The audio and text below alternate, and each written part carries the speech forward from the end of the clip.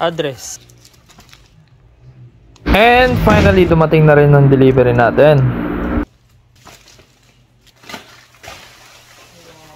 Merong libreng 3 socks. 2 itim, 1 puti. Ang premium tingnan yung medyas. Para sa akin, nagagandaan ako sa box pero damage nga lang siya.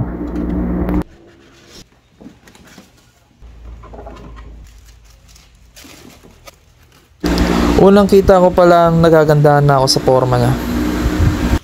Ang linis din tingnan, tsaka hindi rin siya dumihin. Carbon Lodi.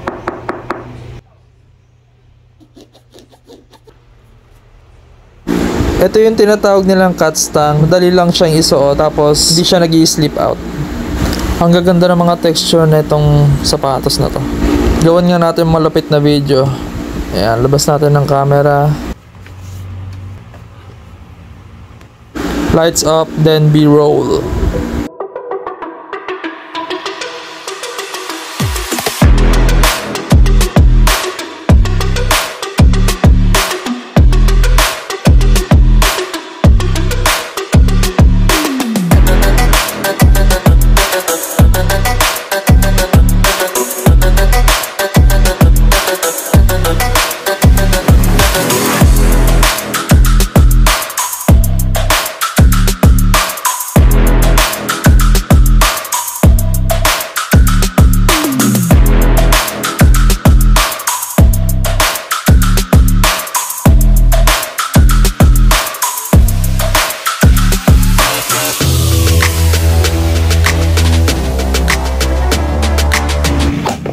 Alright, testing na natin yan. At gamit ko rin tong 10 years ko ng supporter. At unang suot ko nga, sheesh! Sarap sa feeling. Pogi talaga, oh. Kala mo naman talaga magaling, oh. Player na player. May mga supporter, oh. Ik check. Ito naman ang 360 view ng sapatos natin.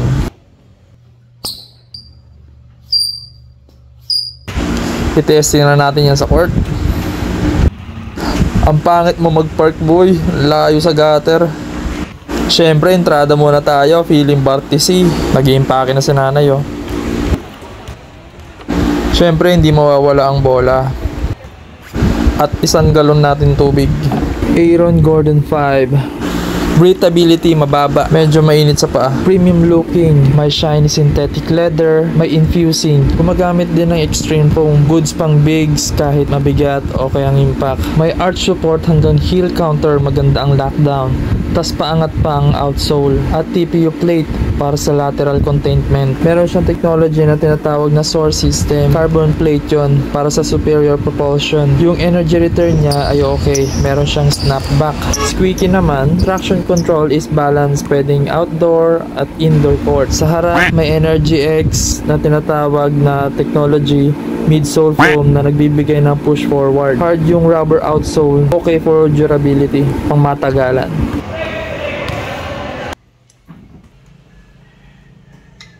Overall, 9 out of 10 para sa akin.